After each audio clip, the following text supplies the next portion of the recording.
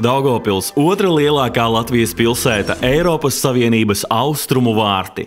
Atrodas pietiekami tuvu Rīgai un kaimiņu valstu galvaspilsētām. Attīstīts autoceļu un dzelzceļu tīkls ļauj efektīvi un ātri sadarboties ar reģionālajiem un ārvalstu uzņēmumiem. Daugavpils ir daudznacionāla pilsēta, aptuveni ar 100 000 iedzīvotāju. Sveiks! Sveiks, sen neesi dzirdēts. Biju aizņemts. Atlidot ciemos, atpūties, bez tam tu jau sen esi vēlējies apskatīt mūsu pilsētu. Taisnība? Tu teici atlido? Jā, 15 km no Daugavpils ir lidosta, kas uzņem mazās aviācijas lidmašīnas. Manējai lidmašīnai vietas pietiks. Tā tu uz tikšanos? Lidosta pilsētas tuvumā, tā ir acīmredzama priekšrocība. Tuvākajā laikā saskaņā ar izstrādāto lidostas attīstības koncepciju tiek plānota jauna skrējceļa būvniecība. Tas ļaus uzņemt lidmašīnas ar kravas nespēju līdz 50 tonnām un pārlidojumiem līdz 2000 km.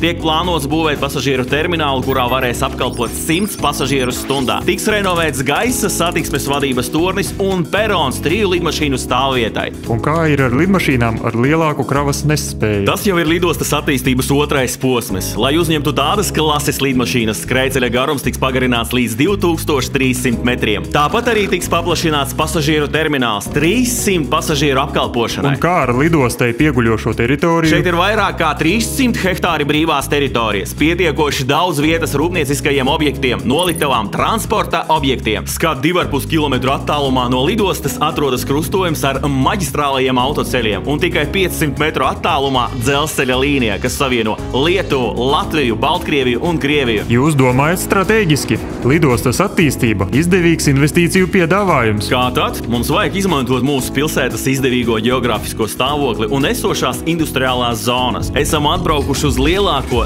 ziemeļu rūpniecisko zonu. Ziemeļu rūpnieciskā zona – tā ir virkne dažādās nozarēs darbojošos uzņēmumu un dažādu platību brīvās telpas. Lielākie uzņēmumi, kas šeit darbojas, ir uzņēmumi, kas specializējas ķīmisko šķiedru ražošanā, elektrotehnikas, metāla apstrādes, kokapstrādes rūpniecībā. Šobrīd brīvās neizmantotās telpas ir ar kopējo platību 231 000 kvadrātmetru. Starp tām 40 000 kvadrātmetru telpa, kurā var izvietot lielgabarīta aprīkojumu, bet pati lielākā telpa ir 176 kvadrātmetru platībā. Bet komunikācijas? Pašvaldība veic inženiertehnisko komunikāciju un pievadceļu rekonstrukciju. Blakus rūpnieciskajai zonai atrodas 27 hektāri brīvās teritorijas, ko var izmantot būvniecībai. Vai uzņēmumi nodarbojas ar eksportu? Jā, tieši tādēļ tā atrodas muitas punkts un šķirošanas stacija. Tāpat rūpnīcas teritorijas tuvumā ir dzelzceļa līnija. No kurienes nāk uzņēmumos strādājošie speciālisti? Daugavpils Universitāte un valsts privāto augstāko mācību iestāžu filiālis, koledžas un arotskolas ļauj pilsētniekiem iegūt izglītību un profesiju tepat Daugavpilī. Bet pirmsskolas izglītības iestādes un skolas nodrošina kvalitatīvu izglītības un materiāla tehnisko bāzi mūsu bērniem. Mums ir labi priekšnosacījumi ne tikai darbam un mācībām, bet arī atpūtai. Pilsētas vēsturiskais centrs, teātris, sporta kompleksi, parki,